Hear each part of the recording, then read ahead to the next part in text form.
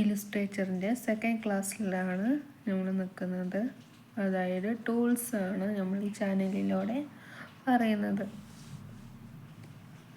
First ടൂളാണ് selection tool. ഈ selection tool നമുക്ക് എടുക്കണമെങ്കിൽ നമുക്ക് എന്ത് വരക്കണം?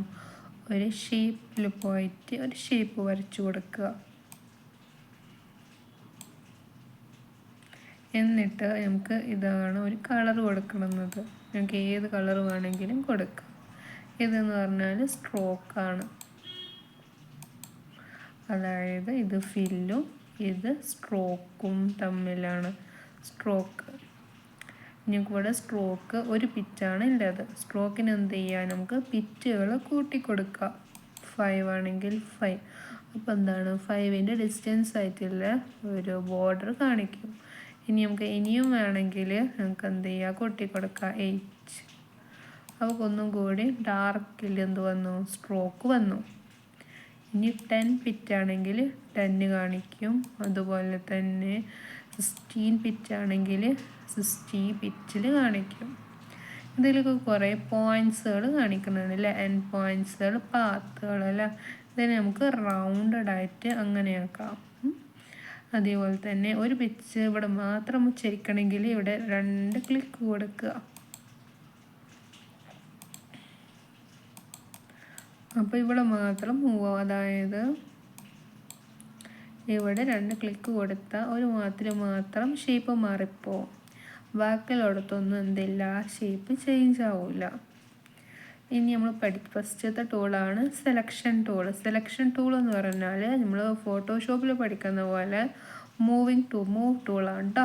ഒക്കെ ഈ ടൂളിന് എന്ത് ചെയ്യുക? ഈ ഷേപ്പിലേക്ക് പല സ്ഥലത്തിലേക്കോ മൂവ് ചെയ്യാൻ പറ്റുന്നതാണ് എന്ത്? Selection tool.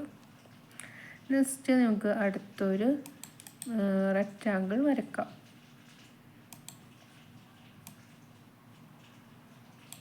ഓക്കെ, ഇനി നമുക്ക് ഡയറക്റ്റ് സെലക്ഷൻ ടൂൾ എന്ന് പറഞ്ഞാൽ നമ്മൾ പഠിച്ചു പാത്ത് സെലക്ഷൻ ടൂൾ. അതായത് ഡയറക്റ്റ് സെലക്ഷൻ ടൂൾ എന്ന് പറഞ്ഞാൽ നമുക്ക് ഒരു പോയിന്റിന് നമുക്ക് ഇവിടെ 2 ക്ലിക്കുകൾ കൊടുത്താൽ നമുക്ക് അതിനെ പല ഷേപ്പിലേക്കും ആക്കാം.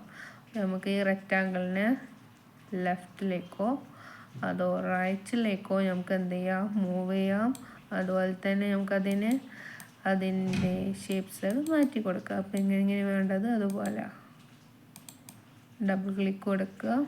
ജസ്റ്റ് റെക്റ്റാങ്കിൾ ഫോമിലാണെങ്കിൽ ഏത് ഫോമിലോട്ടും നമുക്ക് തന്നെ ഷേപ്സുകൾ, അതായത് ഒരു സൈഡിന് വേറൊരു സൈഡിലേക്ക് നമുക്ക് ചേഞ്ച് ചെയ്യാം. മീൻസ് നമുക്ക് ലോഗൊക്കെ വരയ്ക്കുകയാണെങ്കിൽ നമുക്കതുപോലെ അഡ്ജസ്റ്റ് ചെയ്യേണ്ടി വരും.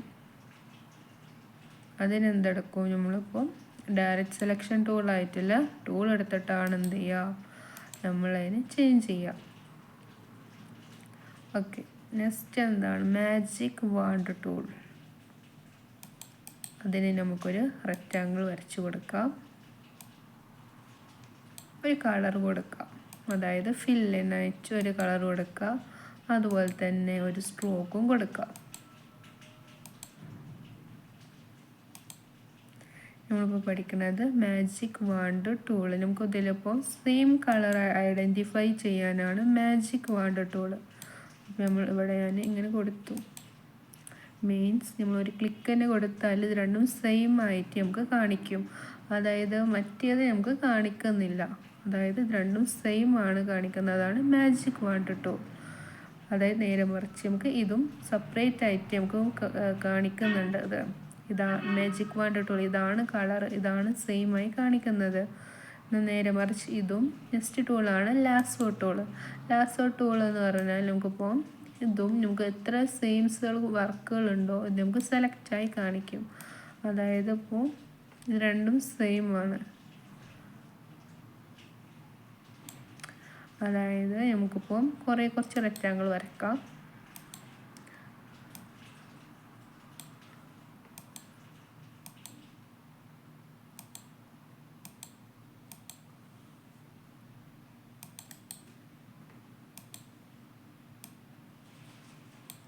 ഓക്കെ, ഇനി നമുക്ക് ഈ ലാസോ ടൂൾ എടുക്കാം.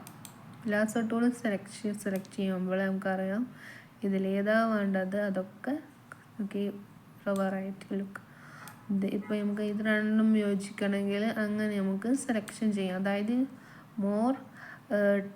മോർ ഷേപ്സുകളൊക്കെ ഉണ്ടെങ്കിൽ നമുക്ക് എന്തെടുക്കാം, നിങ്ങൾക്കത് സെലക്റ്റായി കാണിക്കാം.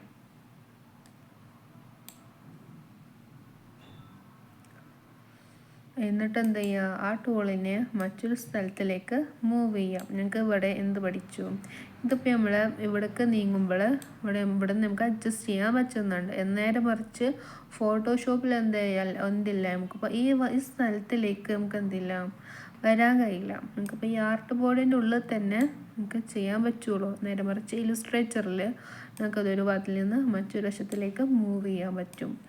അതായത് ആർട്ട് ബോർഡിൽ തന്നെ മാത്രം നമുക്ക് എന്തില്ല വർക്ക് ചെയ്യണമെന്നില്ല, ഒരു സ്ഥലത്ത് നിന്ന് മറ്റൊരു സ്ഥലത്തിലേക്ക് മാറ്റി കൊടുക്കുക.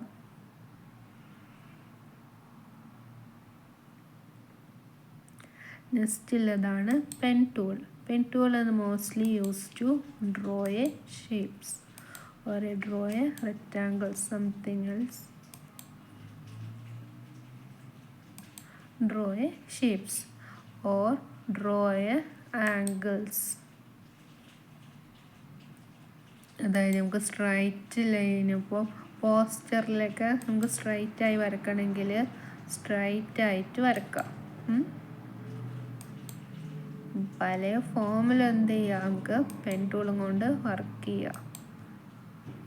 ഓക്കെ, ഇനി എന്ത് ചെയ്യണം, നമുക്ക് എൻ്റർ അടിക്കും. എൻ്റർ ഫീലിംഗ് ആയാൽ അപ്പോൾ നമുക്ക് ആ മൂവ്മെൻറ്റ് കാണിക്കില്ല, അതവിടെ നിന്ന് പോയി. എനിക്കിപ്പോൾ വരക്കണ പോലെ ഇപ്പോൾ ഞാനിത് വരച്ചു, ഞാൻ ഇത് വരച്ചു കൊടുത്തു. പക്ഷെ ഇതെന്തില്ല, മൂവ് ചെയ്യണുണ്ടല്ലോ, മൂവൊന്നുമില്ല. എന്നാലും നമുക്ക് എന്ത് ചെയ്യുക, എൻ്റർ അടിച്ച് സ്റ്റോപ്പ് ചെയ്യണം.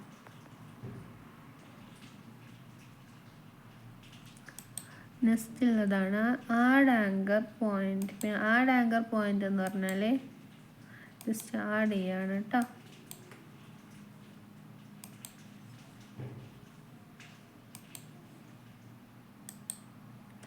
ഡിലീറ്റ് ആങ്കർ പോയിന്റ് എന്ന് പറഞ്ഞാൽ നമുക്ക് ഓരോ ആങ്കർ പോയിന്റിനെയും ഡിലീറ്റ് ചെയ്യുക. അതായത് നമ്മളിപ്പോൾ ഇതാണ് കർവേച്ചർ ടൂള്.